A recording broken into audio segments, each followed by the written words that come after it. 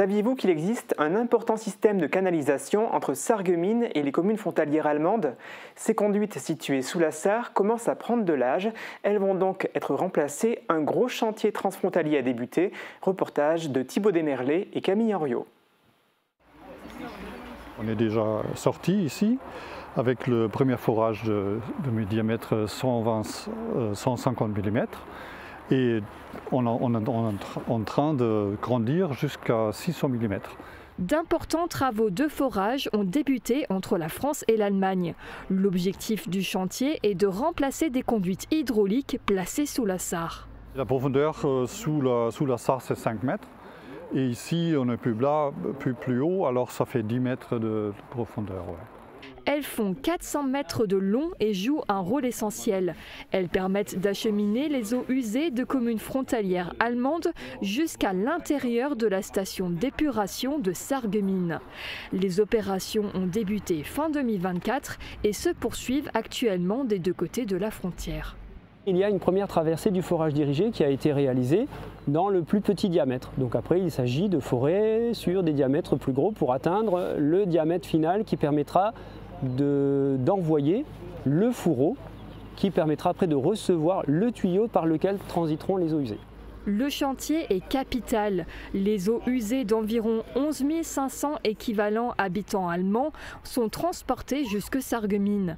Et le système de canalisation a déjà 50 ans, d'où son remplacement. Les conduites ont 50 ans et il vaut mieux ne pas attendre de se retrouver face à un problème urgent et devoir agir dans des conditions qui sont compliquées parce qu'on est quand même sur un secteur qui est inondable avec des contraintes environnementales qui peuvent être très fortes. Le deuxième élément, c'est que ça permet en même temps d'ajuster le diamètre pour permettre d'avoir une vitesse des effluents suffisamment importante pour avoir un autocurage de la canalisation et éviter des désordres qu'on peut rencontrer parfois sur ce type de siphon, parce que finalement c'est un siphon, donc avec des dépôts qui vont entraîner des ralentissements de la vitesse de l'eau. Ces grosses opérations ne devraient pas avoir d'incidence sur la réception de l'eau potable, côté français comme côté allemand.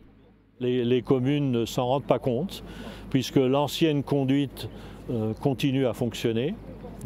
On pose une nouvelle à côté. Et quand la nouvelle sera prête, les eaux usées passeront par cette nouvelle conduite sans que l'usager s'en rende compte. C'est la Entsorgungsverband Saar, gestionnaire de l'assainissement côté sarrois, qui est maître d'ouvrage. Coût d'investissement pour ces travaux d'ampleur, 3,3 millions d'euros, prise en charge majoritairement par la Entsorgungsverband Saar et à 13,80% par la CASC. Le chantier devrait se terminer d'ici la fin de l'été 2025.